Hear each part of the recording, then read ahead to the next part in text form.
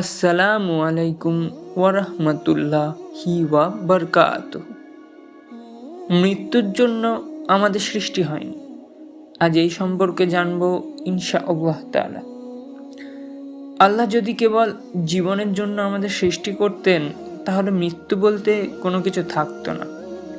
প্রকৃতপক্ষে মৃত্যু জীবনের বিপরীত কিছু নয়, বরং মৃত্যু হলো অস্তিত্বহীনতা। আমরা যে কেবল জীবনের জন্য সৃষ্টি হয়নি, তার প্রমাণই হলো মৃত্যু।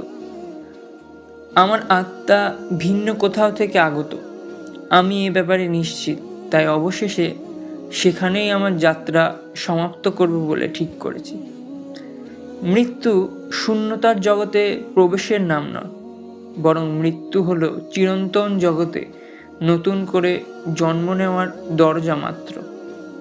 চিরস্থায়ী জগতে জন্ম নেওয়ার জন্য এ পথ আমাদের পাড়ি দিতেই হবে।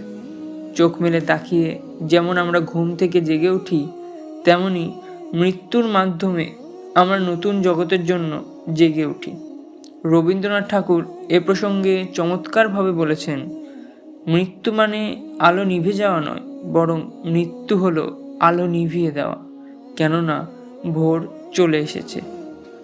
পবিত্র কুরআনে আল্লাহ তাআলা বলেন, অতঃপর তোমরা ভূমিকে দেখো শুষ্ক মৃত, অতঃপর আমি যখন তাতে পানি বর্ষণ করি, তখন তাতে প্রাণ চাঞ্চল্য সৃষ্টি হয়, তা আন্দোলিত ও স্ফীত হয়, আর তা উদ্গত করে সকল নয়ন জোড়ানো উদ্ভিদ। মৃত শীত যেমন জীবন্ত বসন্তের আগমন ঘটায়, তেমনি মৃত্যু নতুন জীবনের আগমনী বার্তা নিয়ে উপস্থিত হয়। শাইখ সিদি মুহাম্মদ আল জামাল সুন্দরভাবে বলেছেন, মৃত্যুর পদধ্বনি শোনো, যেটি আসলে পরকালীন জীবনেরই গান। দুনিয়াতে আপনি যা কিছু রেখে যাচ্ছেন, তার জন্য শোক করবেন না, কারণ এই জগৎ কেবল পরবর্তী জগতের সুগন্ধ মাত্র। পরকালের তুলনায় দুনিয়ার জীবন হলো ততটুকু, সমুদ্রে একটি আঙুল ডুবিয়ে তুললে সেই আঙুলে যতটুকু পানি লেগে থাকে।